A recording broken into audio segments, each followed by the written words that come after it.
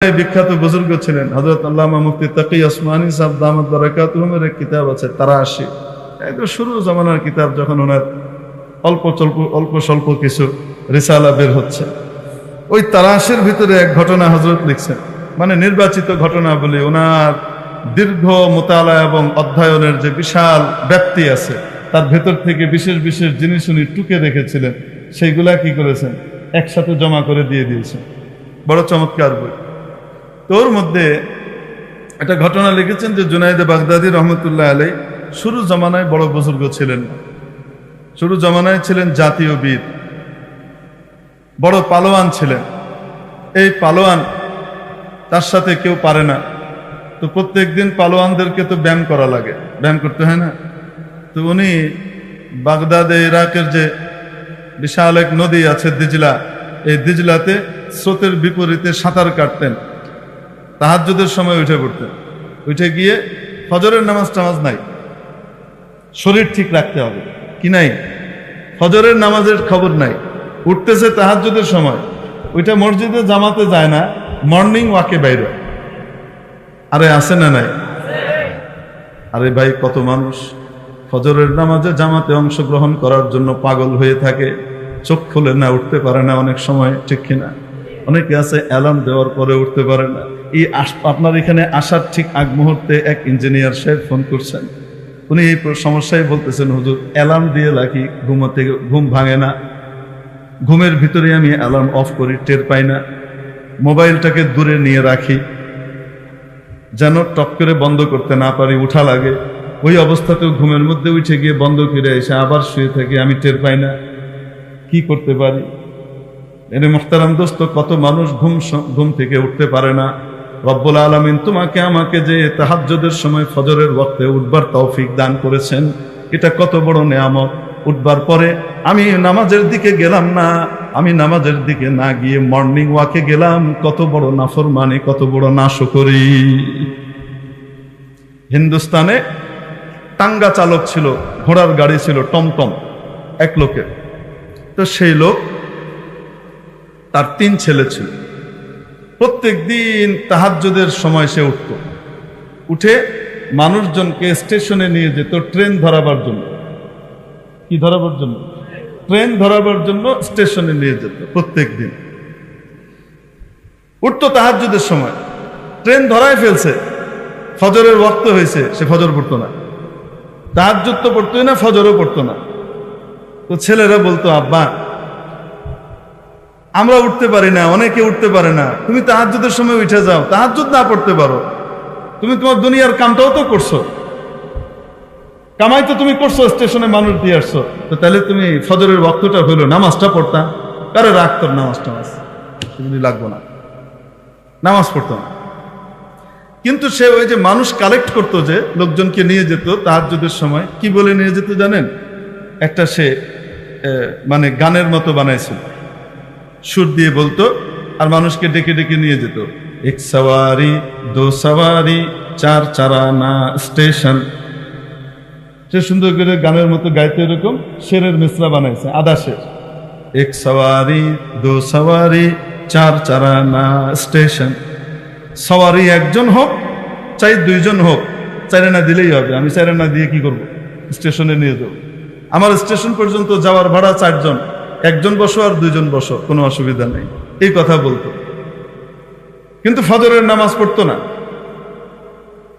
মৃত্যুর সময়, যখন এই ব্যক্তির মৃত্যুর সময় ঘনিয়ে আসলো, মুমূর্ষু অবস্থা, ছেলেরা চারিদিকে বসে বুঝতে পারতেছে যে বাবা মনে হয় আর টিকবে না, যে অবস্থা, শ্বাস ফুলে গেছে, ডাক্তারের কাছে নেওয়ার মতো অবস্থা নাই।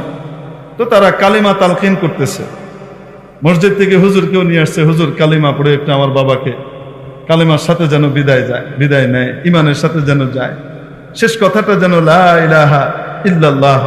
নবীজি সাল্লাল্লাহু আলাইহি ওয়াসাল্লাম ইরশাদ করেছেন, যার প্রথম কালিমা হবে লা ইলাহা ইল্লাল্লাহ, যার মুখের প্রথম বাক্য হবে জীবনের লা ইলাহা ইল্লাল্লাহ, শেষ বাক্য হবে লা ইলাহা ইল্লাল্লাহ, মাঝখানের কোনো হিসাব নেওয়া হবে না, দাখালাল জান্নাহ, সোজা জান্নাতে চলে যাবে।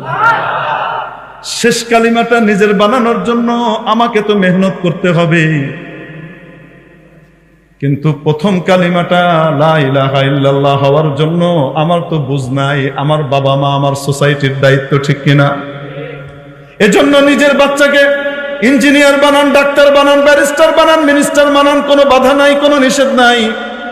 ইসলাম বলে সব পেশার লোকেরই দরকার পৃথিবীতে আছে, কিন্তু সবার আগে নিজের বাচ্চাটাকে মুসলমান বানান।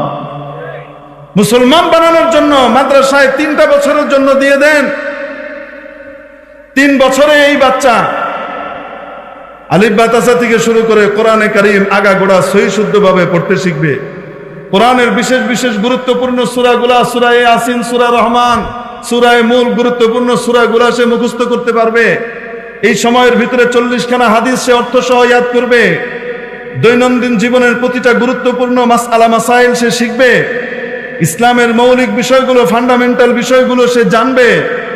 আল্লাহ এবং রসুল সম্পর্কে পরিপূর্ণ সচেতন হবে। আখিরাত নামে এক দিবস আছে, সে দিবস সম্পর্কে তার পরিপূর্ণ জ্ঞান অর্জন হবে। এবং দুনিয়াতে আল্লাহর পরে মা বাবা আমার সবচেয়ে বড় গুরুত্বপূর্ণ সাহারা, মা বাবার ইজ্জত সম্পর্কে ওয়াকিবহাল হবে। আত্মীয় স্বজন এবং সমাজের সাথে কি আচরণ করতে হবে সেটাও সে রসুলের তরিকায় শিখবে।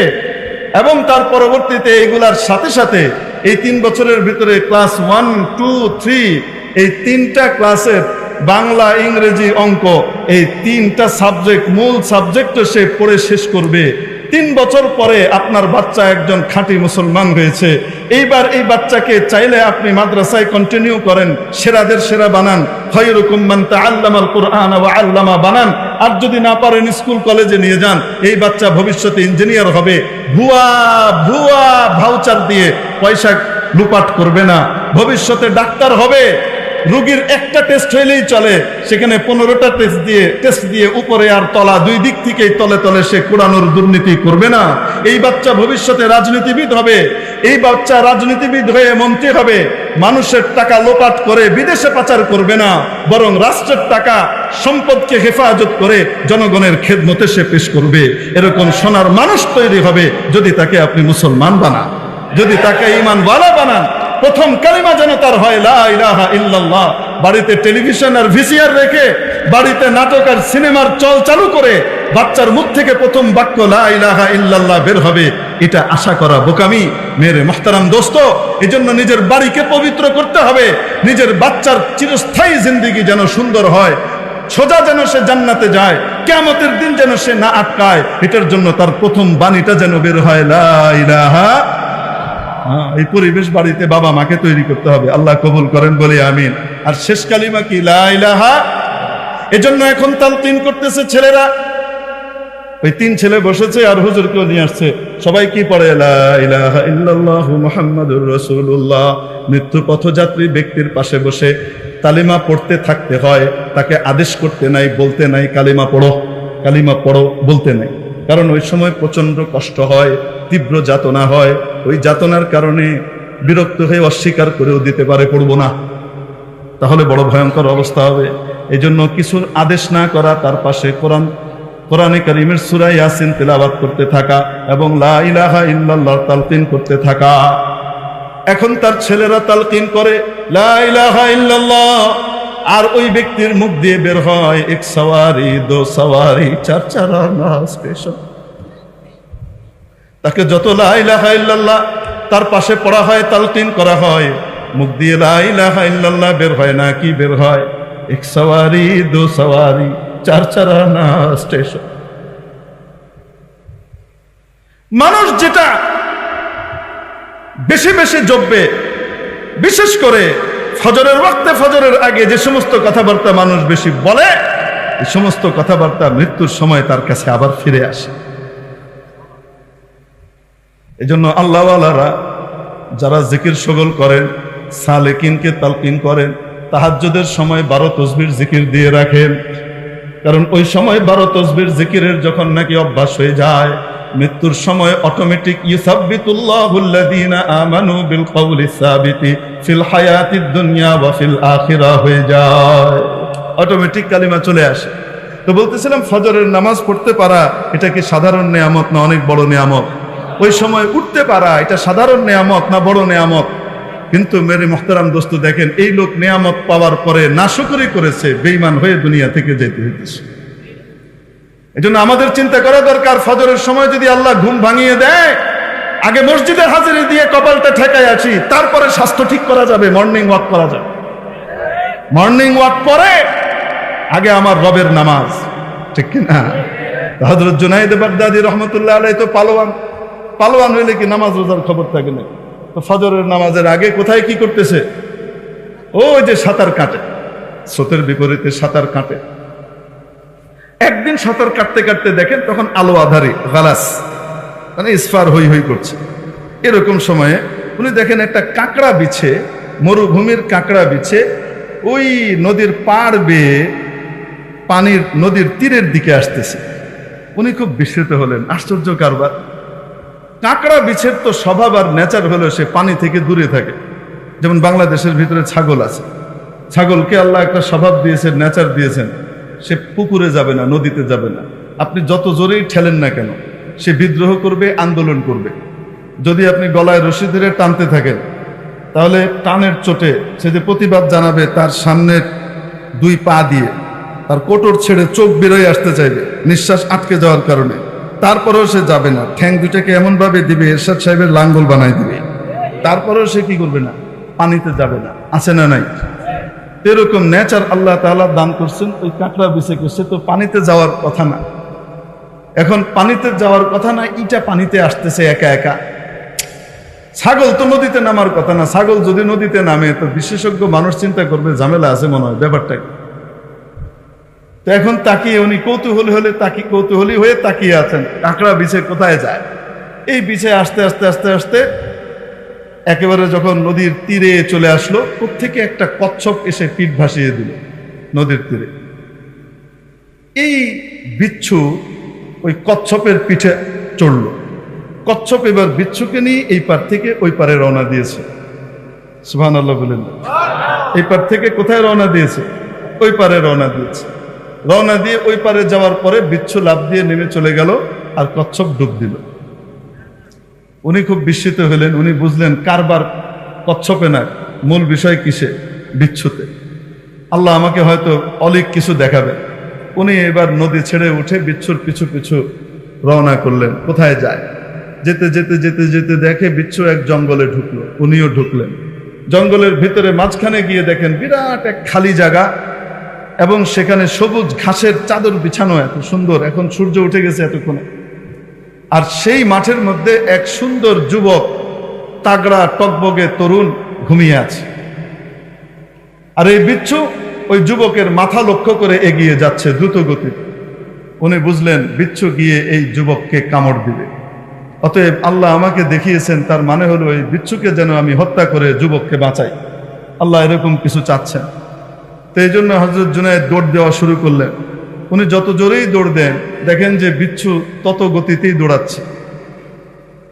বিচ্ছুর দূরত্ব ওনার থেকে, আর বিচ্ছুর থেকে ওই যুবকের দূরত্ব আর গতি সবকিছু মিলিয়ে উনি হিসাব করলেন পৌঁছানো যাবে না। মানে এই যুবকের মৃত্যু আমার চোখের সামনেই ঘটবে এই বিচ্ছুর কামড়ে। উনি যখন হতাশ হয়ে হাত ছেড়ে দিলেন, হাল ছেড়ে দিলেন, তখন ততক্ষণে এই বিচ্ছু পৌঁছে গেছে যুবকের মাথা থেকে প্রায় 2-3 হাত দূরে।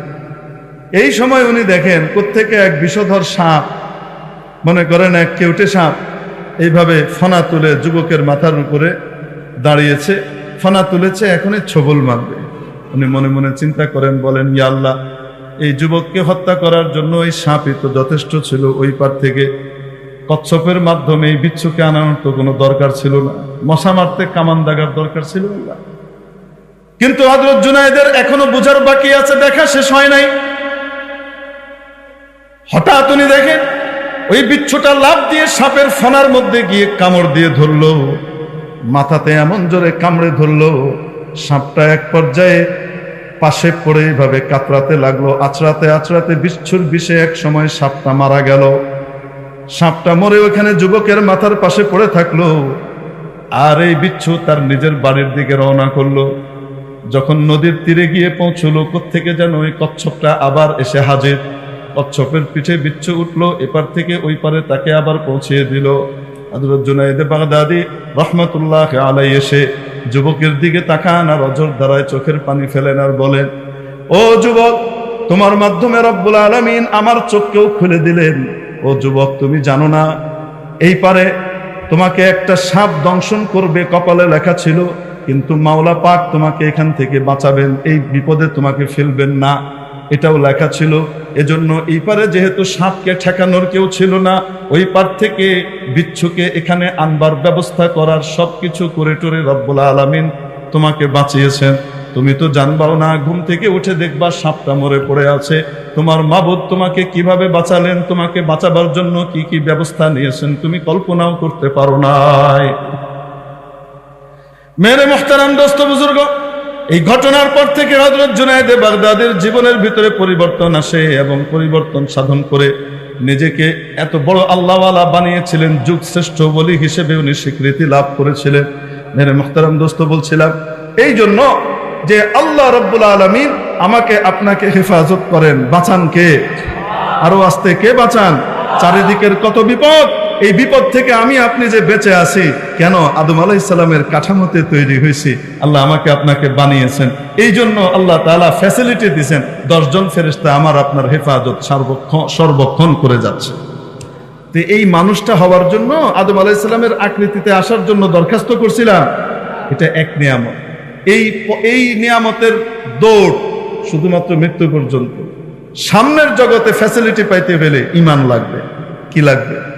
ঈমান যদি না থাকে, নেক আমল যদি না থাকে, আল্লাহ তাআলা বলেন সুম্মা রাদাদনাহু আসফালা সাফিলিন, তাকে একবারে নিকৃষ্ট স্তরে নামিয়ে দিলাম। আবু লাহাব, আবু জেহেল, উতবা, সাইবা, ফিরআউন, সাদ্দাদ, নমরুদ, হামান, এরাও তো মানুষ ছিল, কিন্তু এরা জাহান্নামের কীট পতঙ্গ হয়েছে, ঠিক কিনা? মেরে মুহতারাম দোস্ত, ঈমান দান করেছেন কে? এই জন্য নিয়ামত কার? এই নিয়ামতের শুকর আদায় করতে হবে কি হবে না?